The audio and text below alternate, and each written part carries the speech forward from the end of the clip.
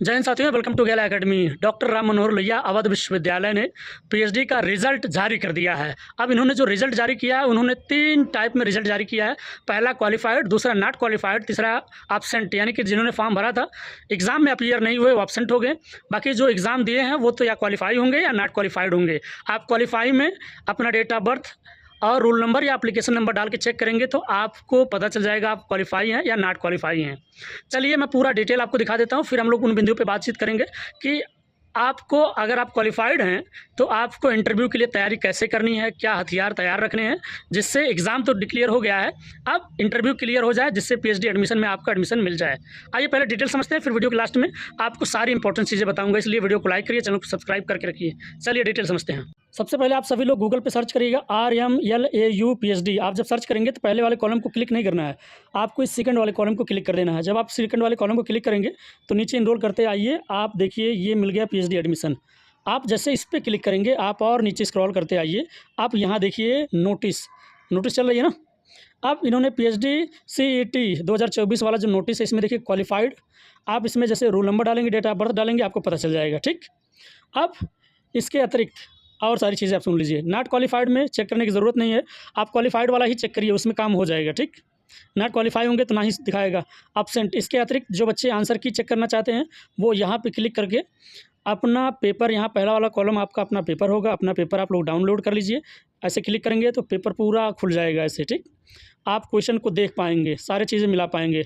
अब आपको करना ये है कि इसके सामने आपको आंसर की मिल जाएगी, ऐसे आंसर की आपको मिला लेना है। अगर किसी को डाउट है तो वो कंप्लेन कर सकता है, आपकी कॉपी रीचेक हो जाएगी।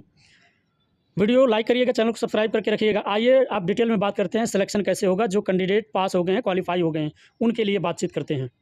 आप ध्यान से सुन लीजिए, जो कैंडिडेट डॉक्टर राम मनोहर लोहिया अवध विश्वविद्यालय पीएचडी को क्वालिफाई कर लिए हैं, आप सभी लोग ध्यान से और कान खोल के सुन लीजिए। मैं खुद डॉक्टर राम मनोहर लोहिया अवध विश्वविद्यालय का यूजी और पीजी यानी कि अंडर ग्रेजुएट और पोस्ट ग्रेजुएट का छात्र रहा हूं, लेकिन मेरी पीएचडी किसी और यूनिवर्सिटी में चल रही है। फिर भी मैंने पूरे 5 साल दिए हैं इस यूनिवर्सिटी में, तो इसलिए मुझे सारी चीज़ें पता हैं। अब जो लोग पास हो गए हैं, आप सभी लोग ध्यान से सुनिए, अपना रिसर्च प्रपोजल बहुत स्ट्रांग बना के लेके जाइए और अपना इंटरव्यू प्रिपरेशन बहुत तार्किक ढंग से करिएगा। अपने सारे डॉक्यूमेंट की 2 हार्ड कॉपी और एक ओरिजिनल कॉपी भी, ओरिजिनल का मतलब जितने डॉक्यूमेंट आपके हैं 10th से लेके पीजी तक की मार्कशीट, अगर नेट ज़ारा पास हैं तो वो भी, आय जात निवास, अपना आधार कार्ड। इसके अतिरिक्त अगर किसी और चीज़ का आप लाभ ले रहे हो तो उसका भी सर्टिफिकेट लेके जाना है। याद रखिए, डॉक्टर मनोहर लोहिया हमेशा ये चेक करता है कि आपका टॉपिक ट्रेंडिंग है कि नहीं, रिलेवेंट है कि नहीं, उस पर रिसर्च करने लायक है कि नहीं। और इंटरव्यू में अक्सर यहाँ बहुत टिपिकल रहता है, इंटरव्यू में छांट दिया जाते हैं लोग, अक्सर छांट दिए जाते हैं, चाहे नेट हो या JRF वाले हों। ये मत सोचिएगा आपका JRF आपका सिलेक्शन हो जाएगा। याद रखिए, इंटरव्यू में पहला सवाल यहाँ यही पूछ लेते हैं, आप पीएचडी करना क्यों चाहते हो? ऑलरेडी इसमें बहुत सारी पीएचडी हो चुकी है, आप इसमें नया क्या करोगे? ऐसे करके बहुत सारे सवाल आपसे पूछ लेंगे, आपकी मेथोडोलॉजी क्या है, आपका रिसर्च गैप क्या है और सारी चीज़ों। देखिए भाई, मेरा काम था सूचना देना, आपको दे दिया। अब आपका काम है अपने इस रिज़ल्ट को फाइनल सिलेक्शन तक लेके जाना और एडमिशन ले लेना। अब इसमें 2 चीज़ें हेल्प हो सकती हैं हमारे यहाँ से।